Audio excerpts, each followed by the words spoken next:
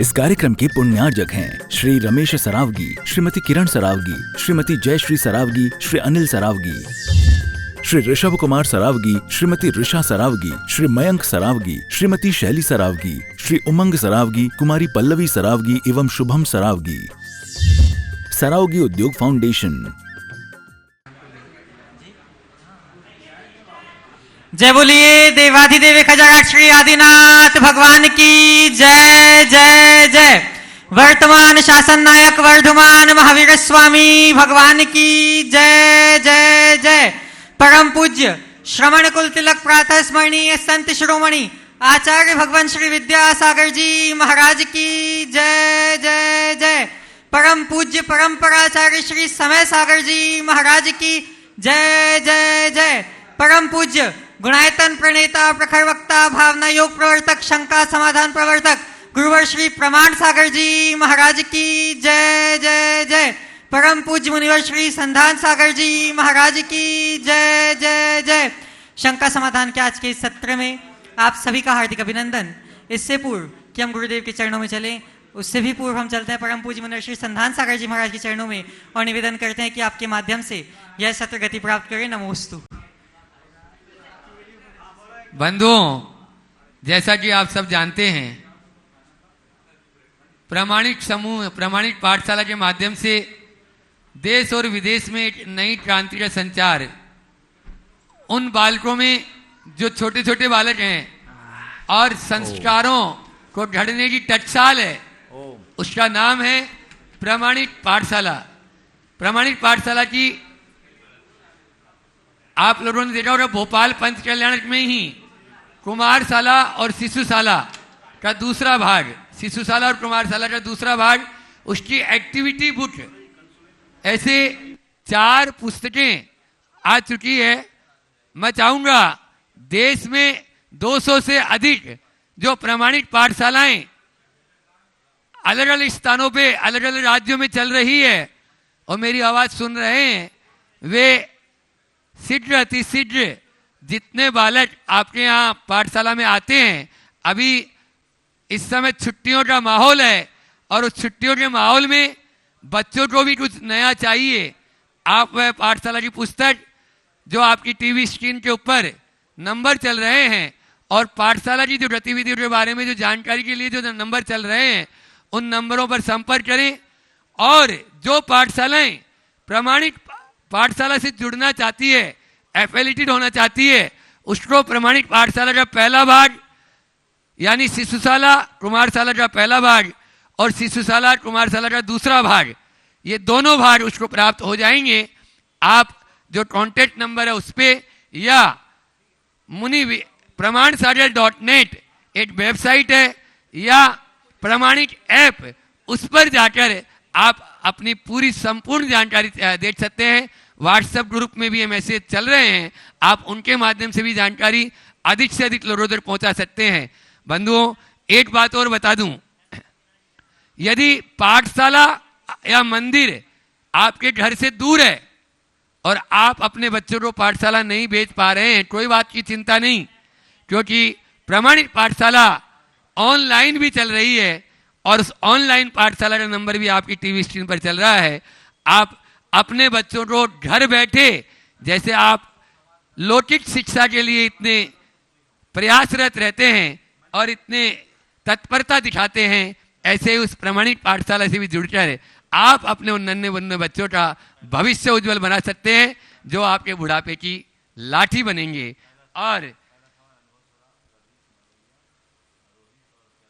हाँ, और पारस चैनल, जिनवाणी चैनल और आदिनाथ चैनल, प्रामाणिक ऐप आदि के माध्यम से, प्रामाणिक यूट्यूब चैनल आदि के माध्यम से जो सुन रहे हैं, देख रहे हैं, दोनों हाथों को जोड़ें और दोनों हाथों को जोड़कर गुरुवर के चरणों में मेरे साथ 3 बार नमोस्तु बोलें और आशीर्वाद प्राप्त करें। अपन नमोस्तु महाराज जी, नमोस्तु महाराज जी, नमोस्तु महाराज जी। और आज का ये सत्र अपन प्रारंभ करें। सत्र के प्रारंभ में मैं यहाँ के जो कर्णधार लोग हैं, अनुभव जी सराफ, रवि जी मड़वैया, प्रेमचंद जी प्रेमी, रोहित जी, सुगंधी, कैलाश जी सिंह जी वहाँ पहुँच जाएं और पारस जी है, राजेश जी पारस होम, ये भी वहीं पहुँच जाएं। कैलाश जी महावीर जी सिंगई, सिद्धार्थ लेक सिटी, सभी लोग वहाँ पहुँच जाएं और आगे आ जाएं। आप लोग भी आगे नहीं? हाँ, और अपना प्रश्न और अपने बात वो अपने शब्दों में किस प्रकार से कर रहे हैं वो आप खुद ही बता रहे हैं। आप लोग इन चेहरों के लिए एक बार जोरदार ताली बजा दीजिए, जो रात दिन हरनिष्ठ गुरु सेवा में लगे रहते। नमोस्तु गुरुवर, नमोस्तु गुरुवर। आपने जो कल्पना करी है स्कूल के लिए, गुरुकुल के लिए, वो गुरुकुल की कल्पना आप जैसा चाह रहे हैं हम वैसा साकार करें, इसके लिए हमें किस तरह के प्रयासों को सभी लोगों को मिलकर किस तरह से प्रयासों को है ना समायोजित करना चाहिए, उस पर प्रकाश डाल। कुछ नहीं करना चाहिए, एक काम करना चाहिए कि जो निर्देश मिला है उसके अलावा और कहीं दिमाग नहीं लगाना।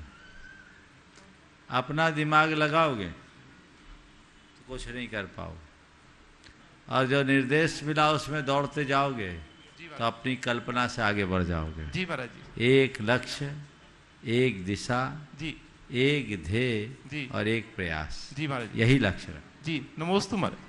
प्रेमचंद जी प्रेमी, हाँ अनुभव जी सर आप प्रश्न पूछ सकते हैं, आप लोगों के लिए अभी चालू है। ओम। गुरुदेव आपके चरणों में नमोस्तु वंदन।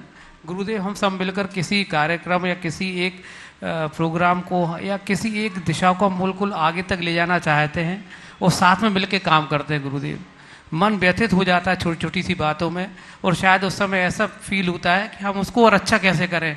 आपकी शरण में आते हैं सभी लोग।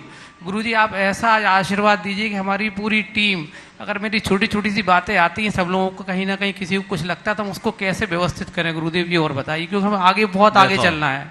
खुद व्यवस्थित हो गए तो सब बातें व्यवस्थित हो।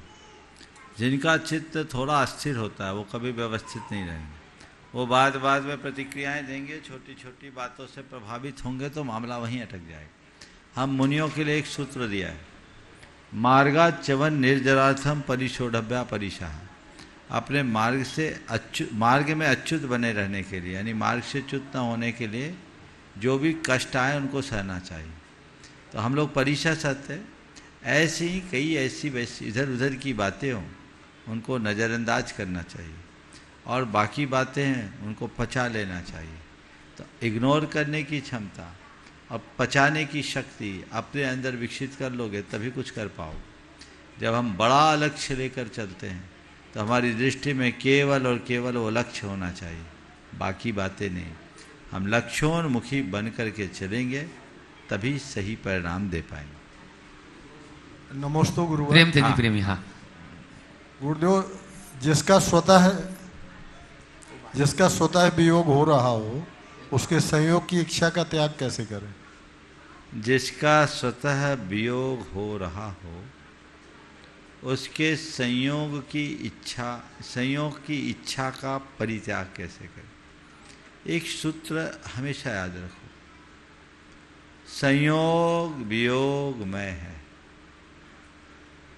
संयोग वियोग मय है, बार बार इसे दोहराओ। संयोग वियोग में है, संयोग का वियोग होना है, न संयोग मेरा है न वियोग मेरा है, मैं उपयोग में हूं। बस ये ध्यान में रहे तो सारी इच्छा अनिच्छा में परिवर्तित हो जाए। नमस्ते। और कोई? चलो बोल लो अविनाश। विदिशा से अपने बीच में अविनाश जी पत्रकार जो गुरुवर के प्रवचनों को और उनकी बातों को जन जन तक पहुंचाने में अपना सहयोग देते हैं, वे अपना प्रश्न करें और उसके बाद में ऑनलाइन प्रश्न, फिर आप लोगों का नंबर। ओम नमोस्तु गुरुवर। नमोस्तु इच्छाएं मदद जी। गुरुदेव आजकल एक विषय बहुत चल रहा है, लव जिहाद। देखने में आ रहा है एक और जैन समाज के पढ़े लिखे लड़के कुंवारे घूम रहे हैं, वहीं प्रबुद्ध और पढ़ी लिखी जैन समाज की बेटियां लव जिहाद का शिकार हो रहे हैं। आखिर उसका क्या कारण है और इसका कैसे निवारण होगा? आप इस विषय में मैंने अनेक बार मार्गदर्शन दिया है। जब इस तरह की घटनाएं घटती है तब लोग रोना रोते हैं। घटनाएं न घटे हमें उसका प्रयास करना चाहिए, और वह तभी संभव है जब हम जड़ में जाएंगे।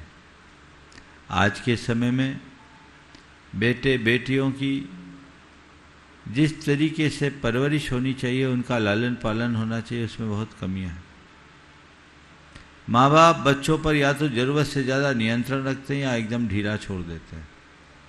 दूसरी बात, बच्चों के लिए सब कुछ देते, समय नहीं दे पाते, ज़रूरत से ज़्यादा लिबर्टी दे देते हैं, समय और संस्कार उन्हें दे नहीं पाते, बच्चों में भटकाव आ जाता है, वो माँ बाप से दूर होकर दूसरों से जुड़ाव हो जाता है, और टीन एज में लोगों में ऐसा भटकाव होता है कि उनको उचित अनुचित का बोध ही नहीं होता, फिर उसमें भटक करके वो अपना सत्यानाश कर देते हैं, और तब तक बहुत सारी चीज़ें हाथ से निकल चुकी होती। तो बच्चों को प्रारंभ से अच्छे संस्कार दें, मजबूती से उन्हें आगे बढ़ाएं, ताकि उनमें भटकाव भी ना आए, और उनके दिल दिमाग में बात बिठाएं कि जीवन साथी के चुनाव का मतलब क्या होता है, और धर्म का हमारे जीवन में स्थान क्या है, हमारा धर्म, हमारा परिवार, हमारी समाज की व्यवस्था क्या है, अहिंसा का हमारे जीवन पर असर क्या, और अहिंसा धर्म का पालन कितना कठिन है, और वो अहिंसक कुल में जन्म लेना कितना दुर्लभ है। जब तक ये बातें हम बच्चों के मन मस्तिष्क में घोंट घोंट कर नहीं भर दें, तब तक इस भटकाव को नहीं रोका जा सकता। पाठशालाओं में भी जब बच्चों को पढ़ाते हैं तो ये बातें उनके जेहन में उतार देना चाहिए।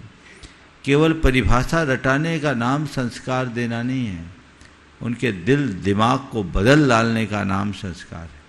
तो हम वैसा करेंगे तभी अच्छे परिणाम निकाल पाएंगे। नमोस्तु गुरुदेव। पूज्य महाराज श्री जी, मकरोनिया सागर मध्य प्रदेश से राकेश जी सिंगई आपके चरणों में नमोस्तु करते हुए पूछ रहे हैं, गृहस्थ जीवन में रहते हुए वैराग्य की भावना कैसे विकसित की जा सकती है, जिससे सांसारिक बंधनों में रहते हुए भी आत्मिक उन्नति संभव हो। गृहस्थ जीवन में रहते हुए वैराग्य की भावना कैसे विकसित की जा सकती है? भरत चक्रवर्ती का आदर्श याद रखो। भरत चक्रवर्ती गृहस्थ थे और उनके लिए कहा गया कि भरत जी घर में ही वैरागी। आपको पता है उनके वैराग्य का रहस्य क्या था? वो जब सुबह उठते थे तो घंटा का नाद होता था, और घंटे के नाद के साथ कहा जाता था वर्धते भयम वर्धते भयम वर्धते भयम। भय बढ़ता है, भय बढ़ता है, भय बढ़ता है। चक्रवर्ती, उसको किसका भय? हाँ, चक्रवर्ती के लिए बाहरी भय तो नहीं है, मौत का भय तो सबको है ना, मृत्यु कभी भी आ सकती। जीवन की नश्वरता का बोध रखोगे, वैराग पनपता रहेगा। भोगों की असारता का चिंतन करोगे, वैराग पुष्ट होगा। जीवन की नश्वरता, भोगों की असारता और संयोगों की क्षणभंगुरता, इसका बार बार विचार करो, वैराग होगा, लगाव नहीं होगा। श्रीमद् राजचंद्र हुए हैं, जैन जगत में बड़े आध्यात्मिक साधक थे। वे कहा करते थे, 3 बातें सदैव याद रखो। काल सिर पर सवार है, आँख खोलते ही जहर चढ़ता है, और पांव रखते ही पाप लगता है। मतलब रोज उठो तो ये सोचो काल सिर पर सवार है, कभी भी मौत आ सकती है। आँख खोलते ही जहर चढ़ता है, यानी विषयों की तरफ तुमने देखा नहीं कि उनका जहर तुम पर चढ़ा नहीं, और पांव रखते ही पाप लगता है। कदम कदम पर पाप की संभावना है, इसलिए हर कदम संभल कर रखो। रोज इन बातों का विचार इस मनुष्य के मन में होगा, उनके हृदय में वैराग अपने आप होगा। और एक बात और मैं बताना चाहता हूं, वैरागी होने का मतलब साधु बनना ही नहीं है। साधु के वेश से वैराग्य दिखता है, पर यदि एक ज्ञानी गृहस्थ है तो उसके भाव में वैराग्य झलकता है। अभिप्राय का वैराग होना चाहिए, मन में अनासक्ति हो, संसार, शरीर और भोगों के प्रति अलगाव का भाव हो, तो समझ लेना वैराग्य है। तो चीज़ों के बीच रहो पर अपने में रमो, यह दृष्टिकोण अपने हृदय में विकसित करो। इसी के बल पर अपना उद्धार कर पाओगे और जीवन आगे बढ़ा सकोगे। पूज्यवर मलेशिया से अनूप जैन जी पूछ रहे हैं, वर्तमान भौतिकवादी युग में धर्म और धन के बीच संतुलन कैसे बनाए रखें ताकि आध्यात्मिकता और आर्थिक आवश्यकताओं दोनों का समुचित निर्वाह हो सके। धर्म और धन के बीच संतुलन, आध्यात्मिकता और भौतिक आवश्यकताओं के मध्य समन्वय। देखो एक लाइन में कहूं, धन को जीवन निर्वाह का साधन मानो और धर्म को जीवन निर्माण का आधार। बस इतना कर लो। क्या कहो? धन जीवन निर्वाह का साधन है, गाड़ी चलाने का एक साधन है। अगर ईंधन नहीं तो गाड़ी कैसे चलेगी? चलने दो, ईंधन डालो, लेकिन चलाओगे कहां? सड़क ही नहीं तो गाड़ी चलेगी कहां? तो धन से जीवन की गाड़ी चलाओ, धर्म के पथ पर। अर्थ से परमार्थ की सिद्धि होगी। यदि धन से तुम अधर्म के पथ पर जाओगे तो अनर्थ के भागी बनोगे। तो वो धन साधन है, साध्य नहीं। धन को का आलंबन लो, लेकिन सदैव एक बात याद रखो, धन जीवन के लिए है, जीवन धन के लिए नहीं। जीने के लिए धन कमाओ, धन कमाने के लिए मत जियो। ये दृष्टिकोण अगर अपने अंतर मन में विकसित हो जाए तो जीवन में एक अलग आनंद है। अब महत्व किसको दे?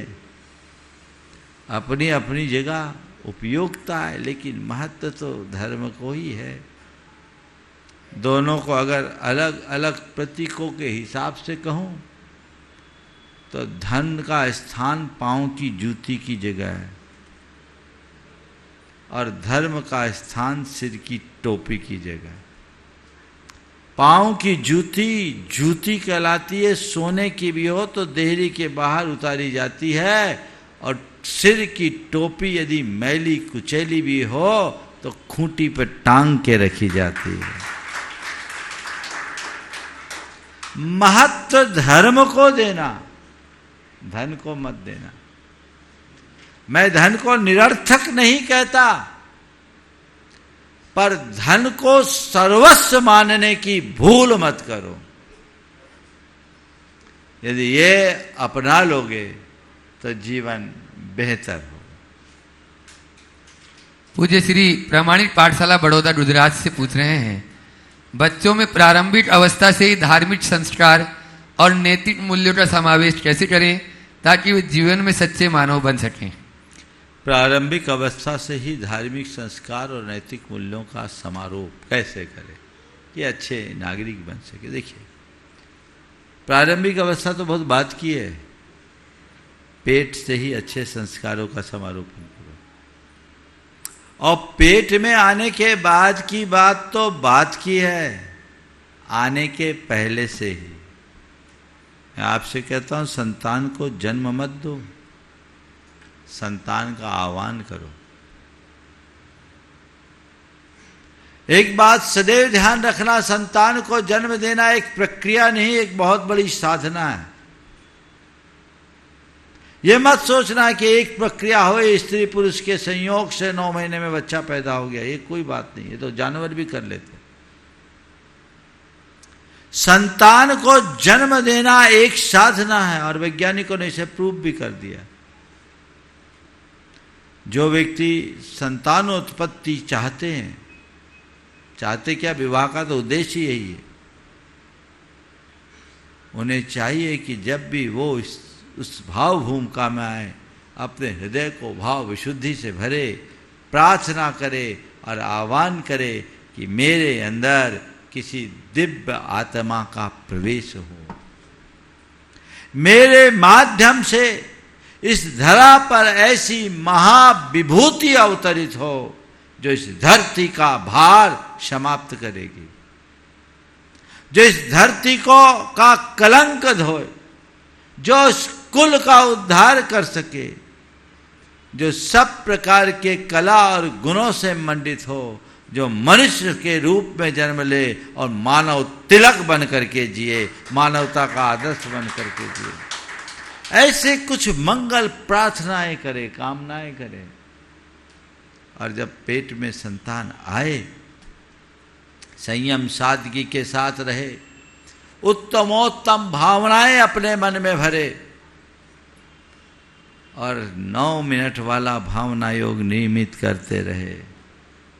पेट में पलने वाले बच्चे के अंदर वो संस्कार जमेंगे और न केवल भावनाएं भाए, अपितु पूरे 9 माह के काल तक माँ शुभ भाव में लगे रहे। आमोद प्रमोद, ललित कला, काव्य कला, पुरुषार्थ पराक्रम की गाथाएं, महापुरुषों का चरित्र और कला गुणों में निपुणता के कार्य करे, ताकि पेट में पलने वाले बच्चे को वह सब सीखने का अवसर मिल सके और पिता भी वैसा ही आदर्श उपस्थित करे। संयम साधना से रहे, संतान पेट में आ जाए, ब्रह्मचर्य से रहे।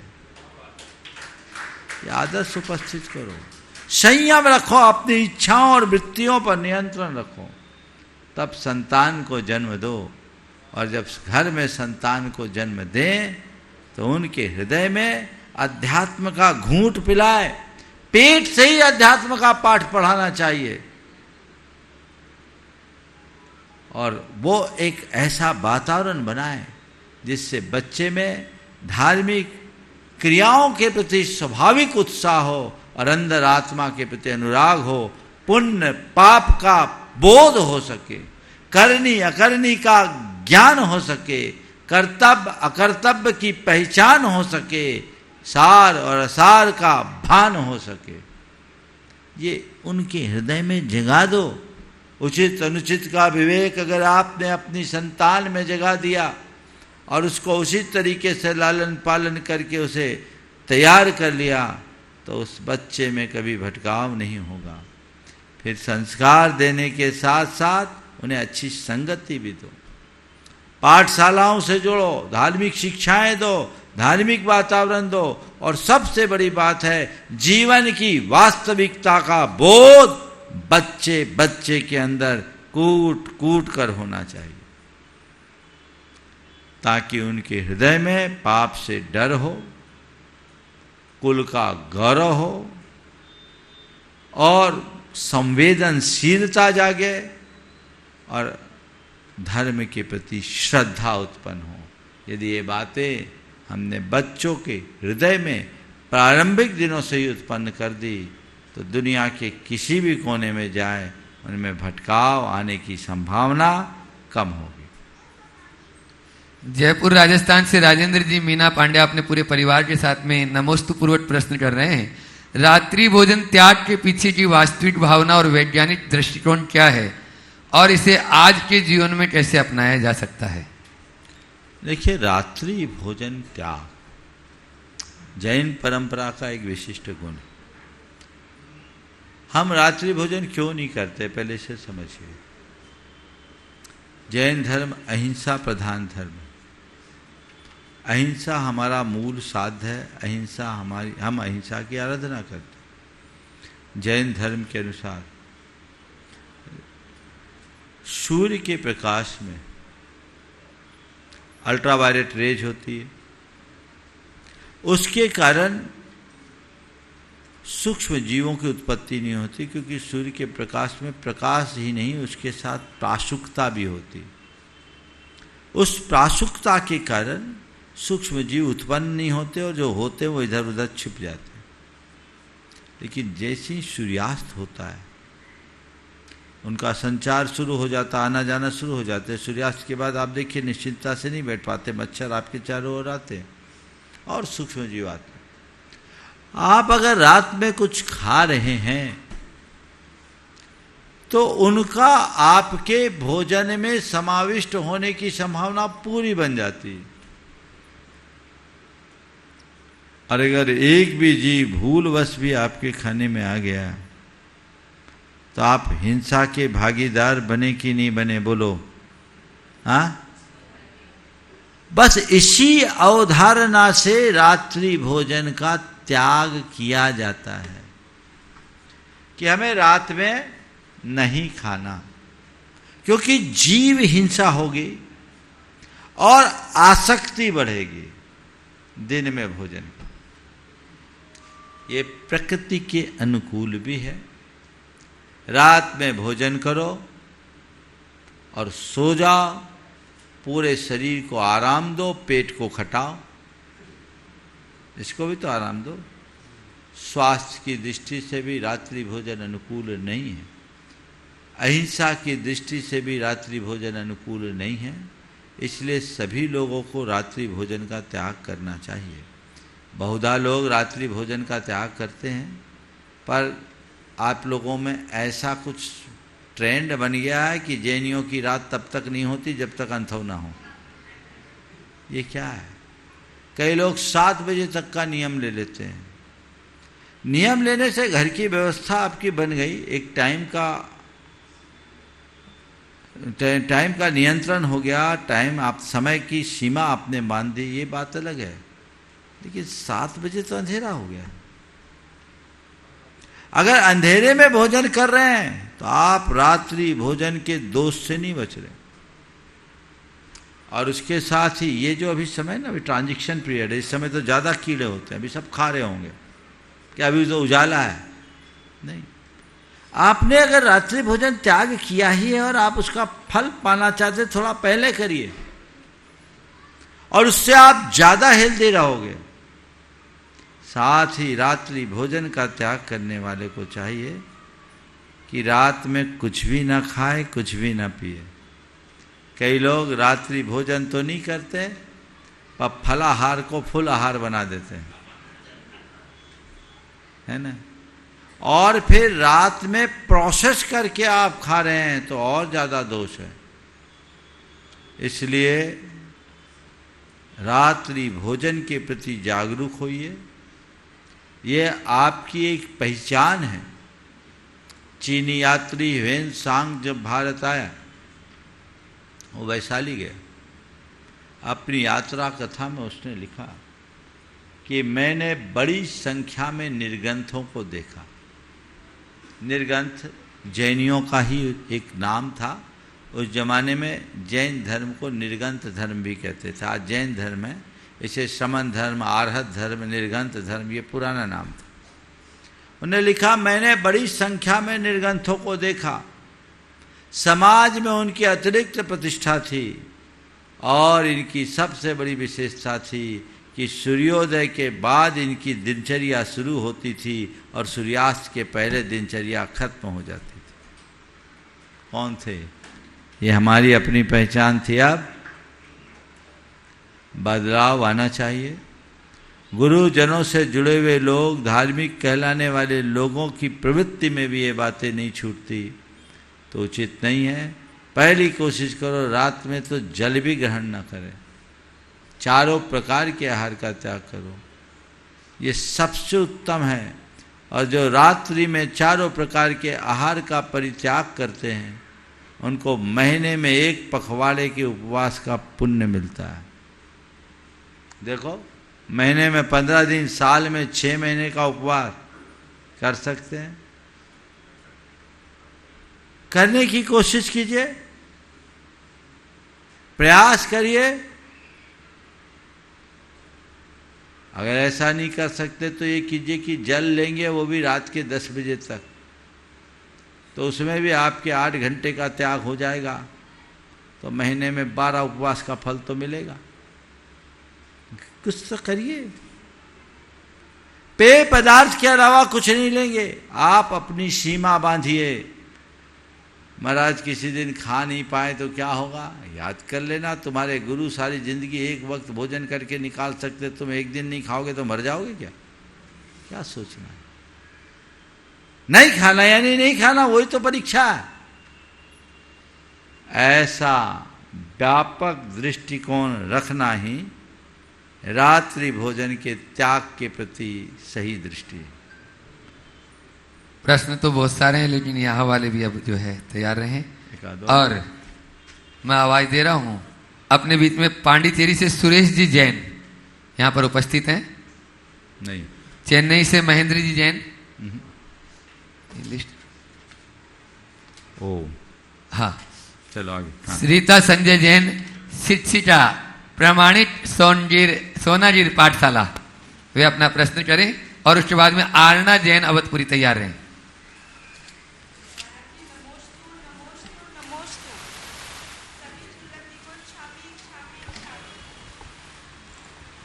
बोलो। महाराज जी, जब बाहर प्रकृति में आंधी चलती है तो हम लोग किसी सुरक्षित जगह पे चले जाते हैं या खिड़की दरवाजे बंद करके बैठ जाते हैं, लेकिन महाराज जी जब मन में आंधी चल रही हो तब हम क्या करें? बहुत अच्छा सवाल है। बाहर अगर आंधी हो तो खिड़की दरवाजे बंद करके सुरक्षित हो जाते हैं, लेकिन बंद कमरे के भीतर की आंधी से बचने के लिए हम क्या करें, है ना? जी मैं उसका उपाय बता देता हूँ। जी। कहते हैं कि जब समुद्र में ज़्यादा तूफान आता है तो उसमें तैरने वाली मछलियाँ गहराई में उतर जाती है ना? सुना है ना? जी। जब सुनामी आती है तो मछलियाँ क्या करती है? गहराई में उतर जाती है। कमरे के भीतर आंधी आए, आप चेतना की गहराई में उतर जाओ, आपका कुछ भी बिगाड़ नहीं। अपने अंदर डूब जाओ, अपनी सोच को सकारात्मकता से भर लो, चारों तरफ सुरक्षा का कवच खड़ा हो जाएगा। आध्यात्मिकता की गहराई में डूब जाओ, तुम्हारा बाल भी बांका नहीं होगा। सारी आंधी तूफान आएंगे, चले जाएंगे और तुम ज्यों के त्यों रह जाओ। नमोस्तु महाराज जी। आरना जैन अवधपुरी अपना प्रश्न करें और उसके बाद में तैयार रहेंगे निमिष जैन अवधपुरी भोपाल। नमोस्तु महाराज जी, मेरा प्रश्न यह है कि भारत और पाकिस्तान के बीच में जो युद्ध हुआ है उसमें जो सैनिक मारे गए हैं, क्या उसका दोष हमें भी लगेगा? बेटा अभी युद्ध हुआ है क्या? चालू हो गया क्या? आज हुआ है। स्ट्राइक हुआ है, युद्ध तो नहीं हुआ। पहले सुनो, ये तो हर देश की रक्षा की अपनी एक नीति होती, और भारत ने हमेशा रक्षा को प्रधानता दी है। हमारे यहाँ डिफेंस की बात है, अफेंस की नहीं। अपने देश की सुरक्षा करना प्रत्येक देशवासी का धर्म है। देश की एकता अखंडता को बचाना प्रत्येक देशवासी का धर्म है। और हमारी सेना जो देश की सीमाओं को सुरक्षित करने के लिए लगी है, वह एक प्रकार की तपस्या कर रही है। सबसे पहले तो मैं चाहूँगा कि ऐसे समय में सब लोग अपनी सेना का गर्व करें और उसके मनोबल को बढ़ाने का प्रयत्न करें। तो यदि इस तरह का कार्य होता है तो उनको सबक सिखाना उनकी जिम्मेदारी होती। इसमें हिंसा हो रही है, पर वो हो रही है की नहीं जा रही है। कोई हिंसा करता है और किसी को करनी पड़ती है, दोनों में अंतर है। रक्षा के लिए की गई हिंसा विरोधी हिंसा की श्रेणी में आती है, और ये हिंसा ना होकर उनका धर्म है। हमें वो देख करके चलना चाहिए। जैन पद्म पुराण में एक स्थान पर लिखा है कि युद्ध के मैदान में यदि कोई योद्धा जाता है तो एक और उसकी धर्मपत्नी विजय का सेहरा लेकर घर के दरवाजे पर उसकी प्रतीक्षा करती है, तो दूसरी ओर स्वर्ग की सुरांगना युद्ध जीत कर लौटे तो उसकी धर्मपत्नी उसके सिर पर सेहरा पहनाती, और यदि वीर गति को प्राप्त हो जाए तो स्वर्ग में सुरांगना। इसलिए ऐसी बातों को बिल्कुल नहीं सोचना चाहिए, ठीक है। अब रहा सवाल, वर्तमान में युद्ध होने की कुछ संभावनाएं हैं, बादल मंडरा रहे। हम तो सभी से कहेंगे एक प्रार्थना करे कि युद्ध ना हो। हम लोग रोज शांति धारा करते, शांति पाठ करते हैं। हर व्यक्ति, बच्चे बच्चे को भावना भाना चाहिए कि पूरे संसार में शांति हो, ये युद्ध समाप्त हो। जिन लोगों के कारण इस तरह की बातें हैं उनकी सद्बुद्धि आए, उनकी चेतना जगे, सबके हृदय में सद्भावना आए, प्राणी मात्र की रक्षा के प्रति सभी जन अपनी तत्परता दिखाए, तो हम युद्ध से अयुद्ध की ओर बढ़ेंगे। ये भावना सबको भाना चाहिए। स्वाभाविक है, देश के प्रति अनुराग होने के कारण अब इस तरह की स्ट्राइक हुई, कहते हैं इतने आतंकवादी को मार दिया, इनको मार दिया, तो आप लोगों के मन में उससे हर्ष होता होगा। ये अपने देश के प्रति बढ़े हुए लगाव का फल है। लेकिन मैं सबसे कहूँगा, इनमें आपको तटस्थ भाव रखना चाहिए। मन में एक ही भाव होना चाहिए, अपने देश की रक्षा हो, देश का मान बढ़े, सेना का मनोबल बढ़ाए, और ऐसी स्थिति में सरकार की कोई भी गाइडलाइन हो तो हम उसका अक्षरशः पालन करें। ऐसा कोई काम न करें जिसमें देश में किसी प्रकार की अस्थिरता अथवा अव्यवस्था उत्पन्न होती हो, ये प्रयास करना चाहिए। नमोस्तु महाराज। निमिष जी जैन अवधपुरी वे अपना प्रश्न करें, और उसके बाद में रावी जैन तैयार रहें। दोनों मुनीश्री के चरणों में त्रेवा नमस्तु। एक छामी छुल्ला जी के चरणों में एक छामी महाराज जी, कहानी के माध्यम से एक प्रश्न रखना चाहता हूँ। ये कहानी जग प्रचलित है, सिर्फ एक लाइन बोलने की अनुमति चाहता हूँ। एक युवा दंपत्ति पैदल जा रहा था हाँ। और उनके साथ उनका एक घोड़ा भी चल रहा था। एक राहगीर ने देखा कि दंपत्ति घोड़ा होने के बावजूद भी पैदल चल रहा है, तो उसने उनको टोकते हुए बोला कि दोनों पैदल मत चलो, कोई एक तो घोड़े पर बैठ जाओ। महाराज जी, आगे की कहानी सभी को पता है, आपके शब्दों में कहानी का सार है, कुछ तो लोग कहेंगे। शंका यह है महाराज जी कि हमसे जुड़ी हुई लोगों की किन बातों को हमें नज़रअंदाज करना चाहिए और किन बातों को गंभीरता से लेना चाहिए, क्योंकि प्रायः वे बातें नकारात्मक और दूसरों के सीमित नज़रिए से किए हुए विश्लेषण का परिणाम होती हैं। कृपया कर समाधान दें। आपकी अंतिम लाइन है, हमें किन बातों को ध्यान देना चाहिए और किन बातों को नज़रअंदाज करना चाहिए। सबसे महत्वपूर्ण बात, सबसे पहली बात, अपना जो भी निर्णय है अपनी समझ और अपने अनुभव के आधार पर लेना चाहिए। और जब हमने कोई निर्णय लिया है, मजबूती से निर्णय ले, तो अंतिम क्षण तक उस निर्णय में अपनी स्थिरता बना के रखना चाहिए। यदि हम डगमगाते रहेंगे तो हमारे निर्णय कभी अच्छे परिणाम नहीं देंगे। तो हम जो भी निर्णय लें उसमें अपनी स्थिरता रखें। एक बार निर्णय लेने के बाद कुछ नहीं देखना चाहिए। निर्णय लेने से पहले सब कुछ विचार कर लेना चाहिए। जहाँ तक लोगों की बात है, तो लोग तो यही कहेंगे, खाली चलोगे तो भी लोग टोकेंगे, पत्नी को बिठाओगे तो भी लोग कहेंगे, दोनों बैठोगे तो भी कहेंगे, और घोड़े को अपने सिर पर बैठा के ले जाओगे तो भी कहेंगे। लोग तो कहते ही रहेंगे, कहने वाले का काम कहना है और हमें केवल अपना काम करना है। ये दृष्टिकोण अपना बना करके चलो तो ये बातें कहीं अपना स्थान नहीं बनाएंगी। महाराज, श्रीमती पुष्पाली जैन पुणे से पूछ रही हैं कि व्रत और तपस्या करते समय आडंबर और दिखावे से कैसे बचा जाए ताकि इनका वास्तविक लाभ आत्मा को प्राप्त हो। व्रत और तपस्या करते समय आडंबर और दिखावा से कैसे बचा जाए? देखिए, बहुत महत्वपूर्ण सवाल है। हमारे यहाँ ये चीज़ें धीरे धीरे बढ़ते गई। लोग व्रत और तपस्या में भी आडंबर बना लेते हैं। आजकल थोड़ा अंतर आया है, लेकिन अभी भी है। दशरक्षण के जो 10 उपवास करते हैं, 16 कारण के उपवास करते हैं, 28 के करते हैं, तो ऐसा हाल हो जाता है कि वो उपवास तो धरा रहता है। उपवास के बाद पारना में अगला 3 दिन पहले से सोचता है किसकी कैटरिंग बुलाना है, क्या भोजन बनाना है, क्या मेनू सेट करना है।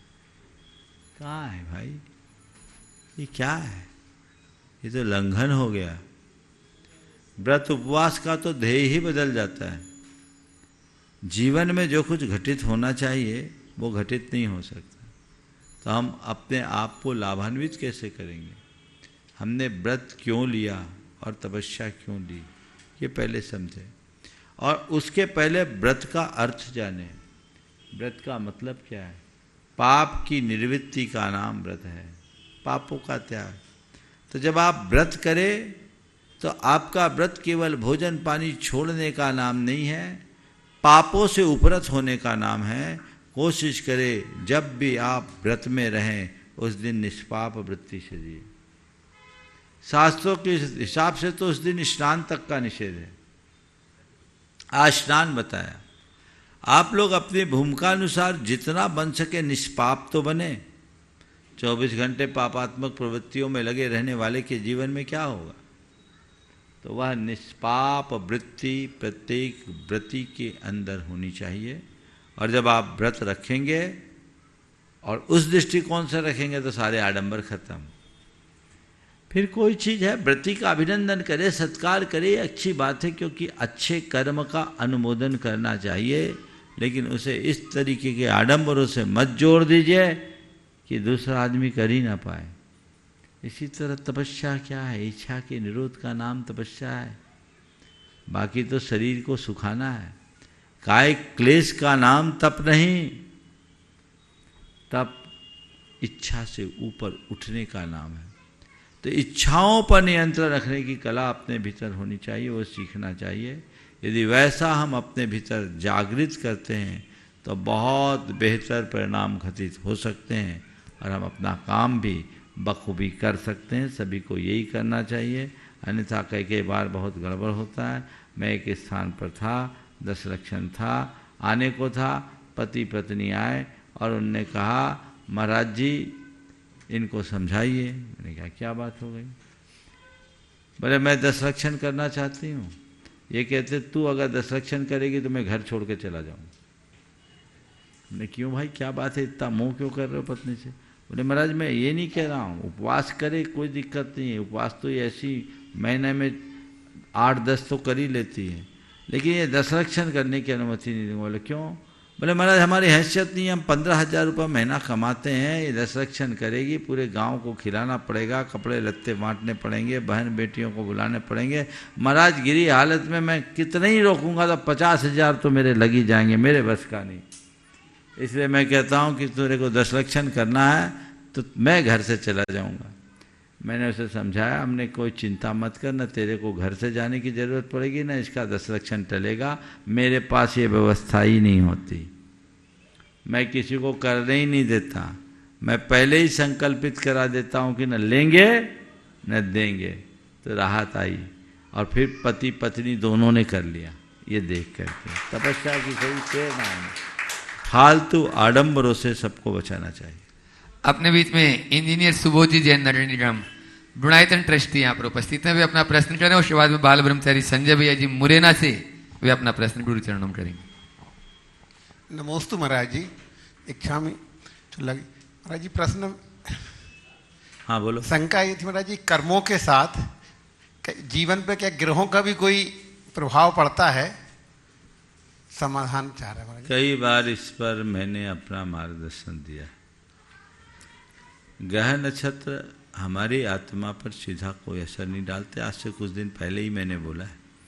इस पर विस्तार से कहूँगा तो कम से कम 5-7 मिनट लग जाएंगे और वो पुनरावृत्ति होगी, इसलिए मैं चाहता हूँ उसी से देख लेना। जी नमोस्तु महाराज जी। मुरैना के ऐसे अपने बीच में ब्रह्मचारी संजय भैया जी और उसके बाद में माइक लगाएं स्वरूप सागर जी, चुल्लट स्वरूप सागर जी महाराज तक। नमोस्तु महाराज जी। महाराज जी प्रश्न पिछले प्रश्न से संबंधित है। आजकल कुछ लोग इसको बढ़ावा देते हैं कि इस ग्रह की शांति के लिए ये पूजन कर लो, इस ग्रह की शांति के लिए पूजन कर लो। ये कहाँ तक उचित है? मैं तो ये कहता हूँ ग्रह की शांति के लिए करना है कि परिग्रह की शांति के लिए? ग्रह क्या शांत होगा भैया? असली ग्रह तो मेरे भीतर का कर्म है, उसकी तरफ दृष्टि रखो। किसी तरह के इस छोटे अनुष्ठान से तुम्हारे अंदर का ग्रह शांत नहीं होगा।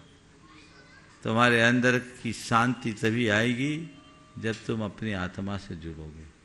थोथे कर्म कांडों में उलझने की जगह अपनी आत्मा से जुड़कर कर्म की जड़ उखाड़ने का प्रयत्न करो, तभी कुछ अच्छा।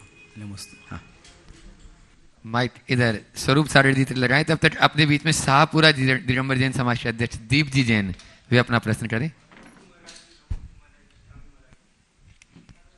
मनीष जी जैन भी तैयार हैं उसके बाद में। नमोस्तु महाराज जी, नमोस्तु इच्छामी महाराज जी। महाराज जी, नारायण और प्रति नारायण में वैभव किसका ज्यादा होता है और क्यों महाराज? दोनों बराबर होते हैं, अर्ध चक्रवर्ती होते हैं, लेकिन नारायण के हाथों प्रति नारायण का अंत होता है। मनीष ग्वालियर से अपने बीच में मनीष जी जैन अपना प्रश्न करें। नमोस्तु महाराज जी, नमोस्तु नमोस्तु। महाराज जी, मेरा प्रश्न ये है कि चक्रवर्ती हों या जो भी ऐसे अपने 10 लाखा पुरुष हैं, इनका अंतिम भाव में भी जैसे चक्रवर्ती भगवान का बाहुबली से 3 युद्ध हुए, तो भाव तो आते होंगे कि भाई इनको परास्त करना है हमें, तो फिर उसी भाव में मोक्षगामी कैसे हो जाते हैं? देखो, लड़ते समय मोक्ष नहीं जाते, लेकिन जब मुड़ जाते हैं, अपने चित्त को बदल डालते हैं, तो मोक्ष चले जाते हैं। अंतरात्मा से जुड़ते हैं तो मोक्ष जाते हैं। तो वो अपनी निंदा गढ़ा करके खुद के साथ खुद का केंद्रीकरण करते हैं, मोक्ष। हाँ। और संघ के पुष्प, गुलदस्ते के पुष्प, छुल्लक स्वरूप सागर जी जो अपने स्वरूप में लीन रहते हैं, ऐसे स्वरूप सागर जी महाराज अपना प्रश्न गुरु चरणों में करें। मुनिद्वय के चरणों में बारंबार नमोस्तु। महाराज, किसी समाज की संपन्नता आदि बढ़ना बहुत अच्छा होता है, लेकिन अगर तथ्यात्मक रूप से देखा जाए तो जब कोई समाज संपन्न होती है तो वो धर्म से थोड़ी दूर होने लगती है, मेहनत करने से कतराती है और उनकी जनसंख्या कम होने लगती है। जैसे पारसी समाज का देखा जाए तो उनमें संपन्नता तो बहुत थी, लेकिन धीरे धीरे वो कम होते गए, सिमटते गए। तो महाराज, इस दृष्टि से अगर देखा जाए तो क्या संपन्नता बढ़ना बेकार चीज है, या इसे हम किस रूप में देखें कि किसी समाज की वृद्धि के लिए एक बैलेंस होना जरूरी है कि संपन्नता भी हो और कम संपन्नता भी हो? बहुत अच्छा सवाल उठाया। ये बात सही है कि ऐसा कहा जाता है कि विलासिता अमीरी का अभिशाप। जैसे जैसे संपन्नता बढ़ती है, लोगों के हृदय में विलासिता की तरफ झुकाव बढ़ जाता है। हर कोई ये देख रहे हैं, जैसे जैसे साधन संपन्नता बढ़ी तो झुकाव साधन की तरफ हो जाता है। लेकिन ऐसा जरूरी नहीं है कि संपन्न होने वाला व्यक्ति धर्म से विमुख ही हो जाए। हमारे शास्त्रों के अनुसार तो जितने बड़े बड़े नगर सेठ होते थे वो विशुद्ध धर्मात्मा होते थे। उनके संरक्षण में पूरी समाज धर्म से जुड़ी रहती थी। आज भी ऐसे अनेक संपन्न परिवार हैं जो संपन्न होने के साथ साथ विशुद्धतया धार्मिकता से जुड़े हैं। आपका ये कहना ठीक है कि प्रायः समाज जो जो संपन्न होती है तो धार्मिकता से दूर होते जाती है। लेकिन यदि समाज में संस्कारों की नींव मजबूत हो तो संपन्न होने के साथ वो समर्पित भी हो सकती है। तो हमें समाज को संपन्नता के साथ साथ संस्कारिता पर भी ध्यान देने की जरूरत है। धार्मिक सामाजिक संस्कार और सरोकार लोगों के मन में होना चाहिए। आज जो संपन्न घरानों का धर्म से दूरी देख रहे हैं, हम संपन्न घरानों की धर्म विमुखता देख रहे हैं, उसके पीछे मुझे एक बड़ा कारण दिखता है। वो ये है कि संपन्न घराने के लोग सब कुछ उत्तमोत्तम करना चाहते हैं और उन बच्चों की पढ़ाई लिखाई ऐसे संस्थानों में होती है जहाँ धार्मिक सामाजिक संस्कार और सरोकार सब छूट जाते हैं।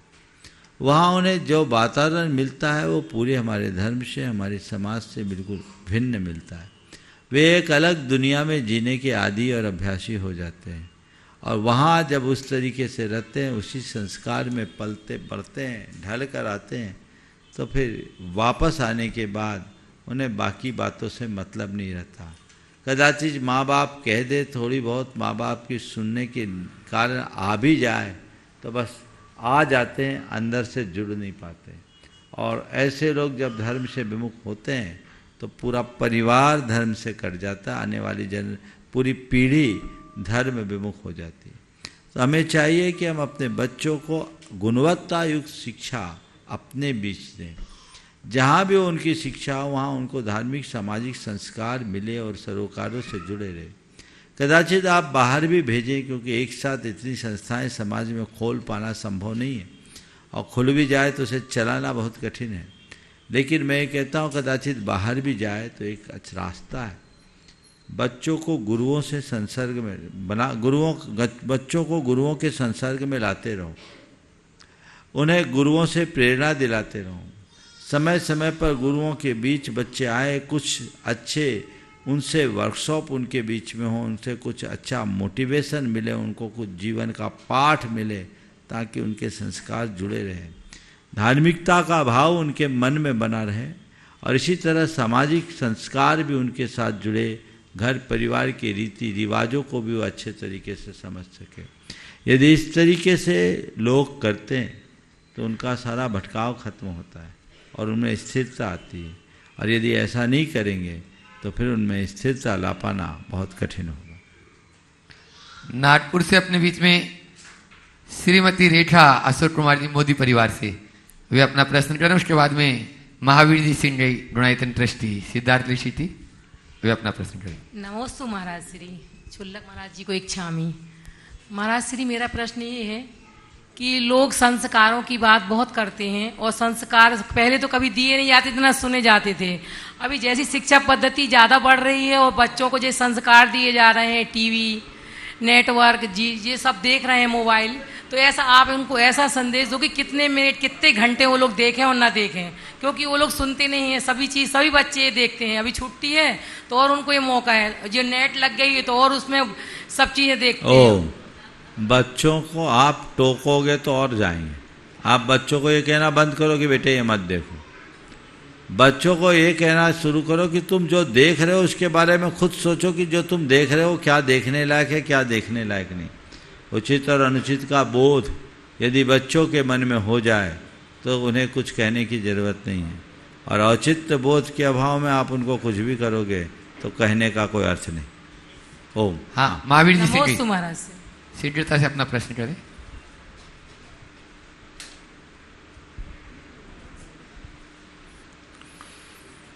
मेरे आराध्य विद्या प्रमाण गुरुकुलम के प्रणेता परम पूज्य मुनि श्री प्रमाण सागर जी महाराज, संदान सागर जी महाराज के चरणों में, पावन चरणों में सिद्धालक्ष्टी समस्त BHL समाज की ओर से बारंबार नमोस्तु नमोस्तु नमोस्तु इच्छामि इच्छामि इच्छामि। महाराज श्री शमशान घाट जाते समय 4 लोगों के कंधे का सहारा मिलकर मुर्दे को विचार आया कि एक ही काफी था, अगर जीते जी सहारा दिया होता। आज के परिप्रेक्ष्य में आप अपने शब्दों में इनकी व्याख्या कीजिए महाराज से। सवाल बहुत अच्छा आया, लेकिन ओवर समाप्त हो गए।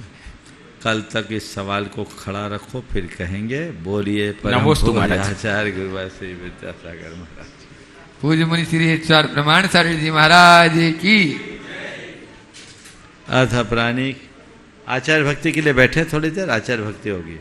अपरानिक आचार्य वंदनायाम श्री आचार्य भक्ति, पहले आचार्य वंदनायाम सिद्ध भक्ति।